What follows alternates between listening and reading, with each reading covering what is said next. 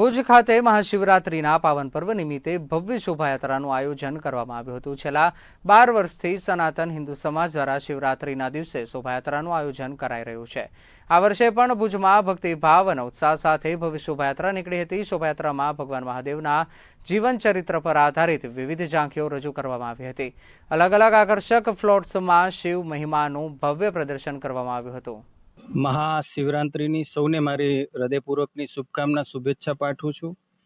ભુજની અંદર છેલ્લા અનેક વર્ષોથી મહાશિવરાત્રિ પર્વ નિમિત્તે શોભાયાત્રાનું આયોજન કરવામાં આવી રહ્યું છે। આજે પણ આપણે જોયું કે મોટી સંખ્યામાં સમસ્ત સનાતન હિન્દુ સમાજ દ્વારા આજે આયોજન કરવામાં આવ્યું છે। વિશેષ રૂપે દશનામ ગોસ્વામી સમાજ, ભૂતનાથ મહાદેવ મંદિર ટ્રસ્ટ દ્વારા અને સર્વે લોકો સાથે મળી કરીને એક ભવ્ય શોભાયાત્રાનું આયોજન કરવામાં આવે છે।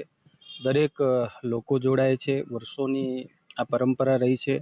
અનેક ભગવાનની ઝાંખીઓ દ્વારા જે છે કે આપણને ભગવાનને ઝાંખીઓના દર્શન આપણને અહીંયા જોવા મળે છે। ત્યારે આવા પવિત્ર દિવસે હું સૌને મારી હૃદયપૂર્વકની શુભકામના અને શુભેચ્છા પાઠવું છું। આજના દિવસે મહાદેવજીને આપણે પ્રાર્થના કરીએ। જે પ્રકારે આપણે સૌ જાણીએ છીએ કે સમાજ જીવનની અંદર સૌના જીવનમાં સુખ મળે, સમૃદ્ધિ પ્રાપ્ત થાય અને આપણે બધા સાથે મળી કરીને દરેક કાર્યમાં સહભાગી બનીએ।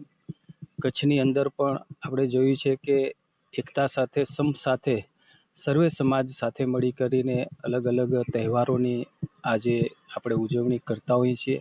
ત્યારે હું સર્વે સમાજને પણ ખૂબ ખૂબ શુભકામના પાઠવું છું। દેવાદિદેવ મહાદેવનો પર્વ મહાશિવરાત્રિ જે વર્ષોથી માણસો યાદ કરતા હોય કે મહાશિવરાત્રિનું પર્વ આવે અને ભુજના આંગણે જ્યારે રાજાશાહી વખતે ગૌસ્વામી સમાજ આ યાત્રાને સર્વપ્રથમ શરૂઆત કરી, પરંતુ છેલ્લા 12 વર્ષથી સમસ્ત સનાતન હિન્દુ સમાજ જ્યારે આમાં જોડાયો ત્યારે આ યાત્રાનું મહત્વ એટલા માટે વધી જાય છે કે નાનાથી લઈને દરેક હિન્દુ સમાજનો વ્યક્તિ, દરેક સમાજ એક સમરસતાનું જો ઉદાહરણ પૂરું પાડતું હોય તો મહાશિવરાત્રિની શોભાયાત્રા છે। કારણ કે આમાં દરેક સમાજનો જે પણ વ્યક્તિ જોડાય છે એમ લાગે છે કે હું શિવનો ભક્ત છું।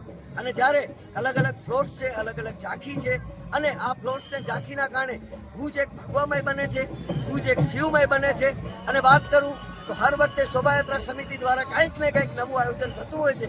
તો આ વખતે પણ એક રથયાત્રા ટાઈપનું આપણે રસ્સાથી ખેંચી અને ભગવાન દેવાદિદેવ મહાદેવની પાલખીને આગળ લઈ જતા હોઈએ અને સમગ્ર યાત્રા જ્યારે ભુજની નગરમાં પૂર્ણ થઈ અને ભુજનું જે હૃદય છે હંમેશા ત્યાં કાંઠે વિરામ પામશે ત્યારે મહાપ્રસાદનું પણ આયોજન છે।